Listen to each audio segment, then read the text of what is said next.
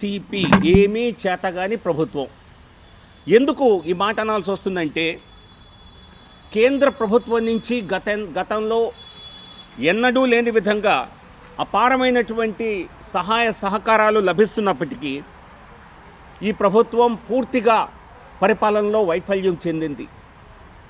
కేంద్ర ప్రభుత్వం అనేక పథకాల్లో గ్రాంటుల రూపంలో మరి గతంలో కంటే కొన్ని రెట్లు ఎక్కువ నిధుల్ని రాష్ట్ర ప్రభుత్వానికి ఇస్తున్నప్పటికీ కూడా ఈ ప్రభుత్వం అమలు చేయటంలో పూర్తిగా వైఫల్యం చెందింది. ఈ పార్లమెంటు సమావేశాల్లోనే మరి 18 రోజులు జరిగిన సమావేశాల్లో నేను దాదాపుగా 35 ప్రశ్నలు అడగడం జరిగింది. అందులో కేవలం ఆంధ్రప్రదేశ్కి సంబంధించిన 23-24 ప్రశ్నలు అడిగాను. అన్ని పథకాల గురించి సమాచారం తీసుకున్నాం. కేంద్రం ఇచ్చే నిధుల దగ్గర నుంచి పూర్తి సమాచారం తీసుకున్నాం. ఈ సమాచారం చూస్తే ఎవరైనా విస్తుపోతారు.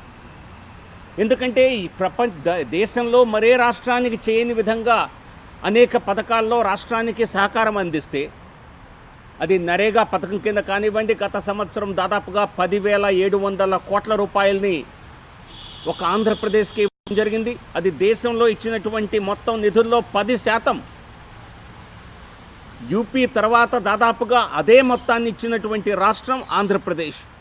మరి విస్తృతంగా మన రాష్ట్రంలో నిర్మించినటువంటి భవనాల నిర్మాణం అంతా కూడా కేంద్ర ప్రభుత్వ నరేగా పథకం కింద చేపట్టిందే. కానీ కేంద్ర ప్రభుత్వం ఊసు కానీ మోదీ గారి ప్రభుత్వం ఇచ్చిన చొరవ కానీ ఎక్కడ మరి ఈ ప్రభుత్వం కానీ ఈ పార్టీ కానీ అక్నాలెడ్జ్ చేసిన విషయం కనిపించదు మనకి.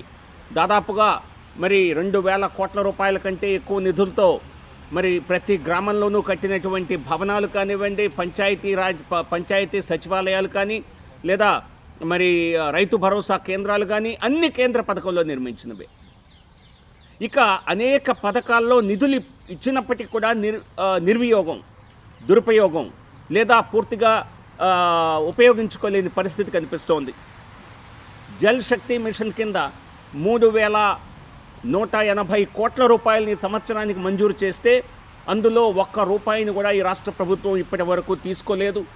ఎందుకంటే గత సంవత్సరం వరకు రాష్ట్ర వాటా ఇవ్వవలసిన వాటాని చెల్లించలేదు కనుక దాదాపుగా 500 కోట్ల రూపాయలు ఇంకా రాష్ట్ర ప్రభుత్వమే బకాయి ఉంది. కానీ ఇంటింటికి మంచినీటి కుళాయి సదుపాయం వస్తే రాష్ట్ర ప్రజలందరికీ మంచి జరుగుతుంది కదా.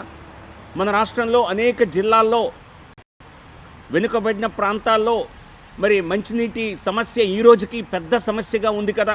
మరి ఎందుకు రాష్ట్ర ప్రభుత్వం అలసత్వం చూపిస్తోంది? మరి అప్పులు అన్ని రకాలుగా అప్పులు చేస్తున్నారు తప్పితే మరి ప్రజలకు పనికొచ్చే పథకాలను ఎందుకు అమలు చేయటం లేదు? కేంద్ర ప్రభుత్వ పథకాన్ని అమలు చేయకపోయిన రాష్ట్రాల్లో ఆంధ్రప్రదేశ్ అట్టడుగున ఉంది అంటానికి మరే సమాచారం అక్కర్లేదు. అలాగే రైల్వే రంగ నిర్మాణానికి, రైల్వే రంగ ఎక్స్పాన్షన్కి కేంద్ర ప్రభుత్వం విస్తృతంగా నిధులిచ్చి రైల్వే నిర్మాణాన్ని చేపడితే మన రాష్ట్రంలో ఇప్పటికే ఈ సంవత్సరం ఏప్రిల్ నాటికి దాదాపుగా 33 ప్రాజెక్ట్స్ 63,730 కోట్ల రూపాయల బడ్జెట్తో నిర్మాణం అవుతున్నాయి. మరి దీనిలో 6 మేజర్ ప్రాజెక్ట్స్ ఏవైతే ఉన్నాయో వాటికి రాష్ట్ర ప్రభుత్వం తన వాటా చెల్లిస్తానని ముందస్తుగా ఒప్పుకొని ఇప్పుడు మా వల్ల కాదు, మేము చెయ్యము అని చెప్పి రాష్ట్ర ప్రభుత్వం చేతులు ఎత్తేసింది. దీనివల్ల అనేక రైల్వే నిర్మాణాలు నిర్మాణానికి నోచుకోకుండా ఇబ్బందుల పరిస్థితి అయ్యేది ఉంది. అందులో ప్రధానంగా నడికూడి, శ్రీకాళహస్తి, వెనుకబడిన ప్రాంతాలను జాయిన్ చేసే లైను, అలాగే భద్రాచలం, కొవ్వూరు లైను, అలాగే Vijayawada, Gudivada, Bhimavaram, Narsapur, Gudivada, Machilipatnam line, Kadapa, Bengaluru new line. కనీసం మీ సొంత జిల్లాకు కూడా ముఖ్యమంత్రి గారు మరి ప్రయారిటీ ఇవ్వటం లేదంటే ఈ రాష్ట్ర ప్రభుత్వం అభివృద్ధిని ఏ స్థాయిలో మరి విస్మరిస్తుందో అర్థమవుతోంది.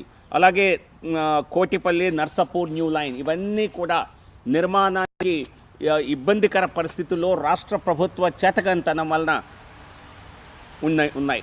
అదే కేంద్ర ప్రభుత్వం తన పరిధిలో ఉన్నటువంటి జాతీయ రహదారుల్ని ఏ విధంగా విస్తరించిందో నిన్న నాకు ఇచ్చిన సమాధానంలో చెప్పారు. జాతీయ రహదారులు 2014లో 4,193 కిలోమీటర్లు ఉంటే ఈ రోజుకి 8,183 కిలోమీటర్లు, అంటే దాదాపుగా రెట్టింపు జాతీయ రహదారుల్ని ఎంత మేరకు రాష్ట్రంలో రహదారులు ఉన్నాయో జాతీయ రహదారుల్ని రెట్టింపు చేసింది మోదీ గారి ప్రభుత్వం. వచ్చే 5 సంవత్సరాల్లో 89,000 కోట్లని కేంద్ర ప్రభుత్వమే జాతీయ రహదారుల నిర్మాణానికి ఖర్చు పెట్టనుంది. ఒకవైపు కేంద్ర ప్రభుత్వం తన పరిధిలో ఉన్న అంశాలని పూర్తి తన నిధులతో చేపడుతుంటే రాష్ట్ర ప్రభుత్వం మాత్రం పూర్తిగా మరి చేతులెత్తినటువంటి పరిస్థితి కనిపిస్తోంది. కేంద్ర ప్రభుత్వం తన వంతు తన బాధ్యతగా పూర్తిగా తన నిధులతో చేసిన పథకాలని కూడా రాష్ట్ర ప్రభుత్వం తన పేరు వేసుకునేటువంటి తన స్టిక్కర్ వేసుకునేటువంటి కార్యక్రమం చూసాం. ప్రధానమంత్రి కిసాన్ సమ్మాన్ నిధి యోజన కింద మరి 54,32,000 అంటే దాదాపుగా రాష్ట్ర జనాభాలో 10%, 54,32,000 మందికి ప్రధానమంత్రి కిసాన్ యోజన కింద 8,185 కోట్ల రూపాయలని కేంద్ర ప్రభుత్వం వారి ఖాతాల్లో వేసింది. ఇందులో రాష్ట్ర ప్రభుత్వం ₹1 ఇవ్వలేదు.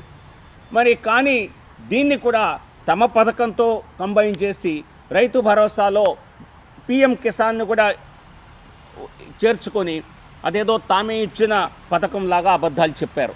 సో కాబట్టి ఈ రాష్ట్ర అలాగే పారిశ్రామిక నగరాలు, ఇది కూడా పార్లమెంట్లో నాకు ఇచ్చిన సమాధానమే. 5 పారిశ్రామిక నగరాల్ని రాష్ట్ర ప్రభుత్వానికి కేటాయిస్తే అందులో కృష్ణపట్నం ఒక్కటే కార్యరూపం దాల్చింది. ఇప్పటికీ కేంద్ర ప్రభుత్వ చొరవతో దాని నిర్మాణం ఆల్రెడీ 2,091 కోట్ల రూపాయలతో మరి సాధ్యమైంది. కానీ మిగతా ఓర్వకల్ కానివ్వండి, చిత్తూరు కానివ్వండి, విశాఖపట్నం, కడప, కొప్పర్తి, ఈ 5 పారిశ్రామిక నగరాలను ఎక్కడ వేసిన గొంగలి అక్కడలాగానే ఉంది. రాష్ట్ర ప్రభుత్వం చొరవ తీసుకున్నటువంటి పరిస్థితి కానీ రాష్ట్ర ప్రభుత్వం మరి ముందుకొచ్చే పరిస్థితి కానీ లేదు. ఈఎస్ఐ హాస్పిటల్స్ నేను ఎందుకు చెప్తున్నానంటే అనేక పథకాలు కేంద్ర ప్రభుత్వం తన నిధులతో తన ఖర్చుతో చేయాలని ప్రయత్నించిన రాష్ట్ర ప్రభుత్వం మొండి వైఖరి అవలంబిస్తోంది. అభివృద్ధికి వైసీపీ ప్రభుత్వం ఆటంకంగా తయారైంది అంటానికి ఇంతకంటే ఉదాహరణ అవసరం లేదు.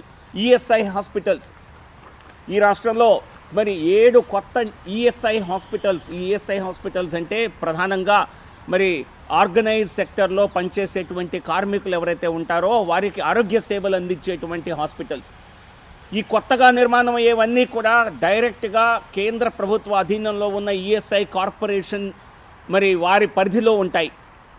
దీనివల్ల రాష్ట్రంలో కార్మికులకి విస్తృతంగా బెనిఫిట్ జరుగుతుంది. కానీ ఈ 7లో 4 మరి హాస్పిటల్స్ ముందుకి ఏమాత్రం జరగటం లేదు. ఎందుకంటే రాష్ట్ర ప్రభుత్వం ల్యాండ్ అలాట్మెంట్ కానీ ల్యాండ్ ఎక్విజిషన్ కానీ ఇంతవరకు చేయలేదు. చేసే ఉద్దేశంలో కూడా బహుశా ఉన్నట్టు లేదు. ప్రధానంగా గుంటూరులో నేను స్వయంగా పర్యటించి గుంటూరులో ప్రయత్నించినప్పటికీ ఇంతవరకు సాధ్యపడలేదు.